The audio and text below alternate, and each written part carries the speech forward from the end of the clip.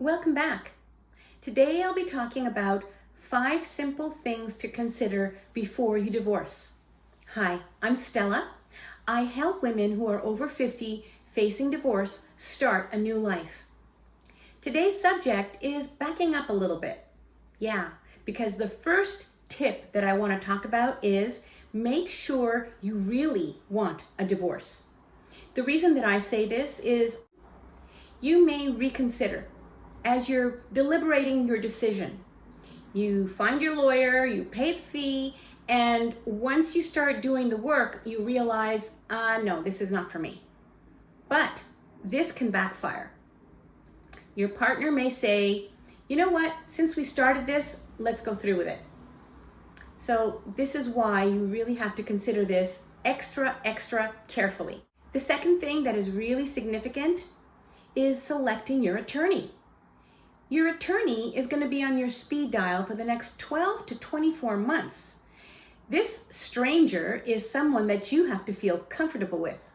So in my program, I talk about how you interview a lawyer and decision factors that you need to consider.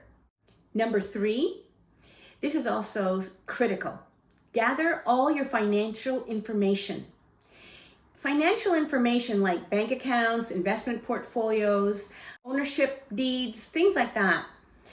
You even can take a picture with your phone. It's not uncommon for these documents to go missing once you announce that you want to divorce.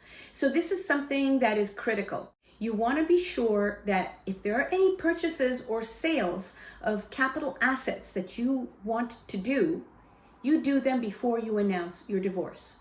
Things such as transfer the property to your sister's name, your children's name.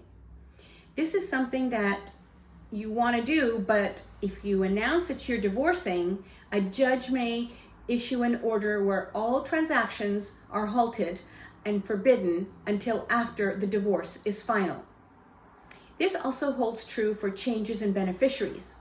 So if there's anything like this that you are considering that you would like to be put in place, do it before you announce a divorce. Monitor your social media postings. This is the first place lawyers and judges are going to go to. There are things that you might be posting that will negatively affect the outcome of your divorce and even your custodial arrangements. So I want you to consider perhaps even suspending your social media, because if there's nothing there, they can't find anything to hold against you. All of these factors are things that you need to think of before you even start putting the motion in place. The reason being, some of these cannot be reversed. Some of these things can be damaging to you. And especially in the first case, if you don't want a divorce in the end, you may have opened a Pandora's box that you won't be able to close. I hope these tips are helpful to you. Have a look in the description box because I have free information that is available to you that you can download directly from my description box, or go to my website, inspirationsbystella.com. The link is there too. Wishing you a lovely day.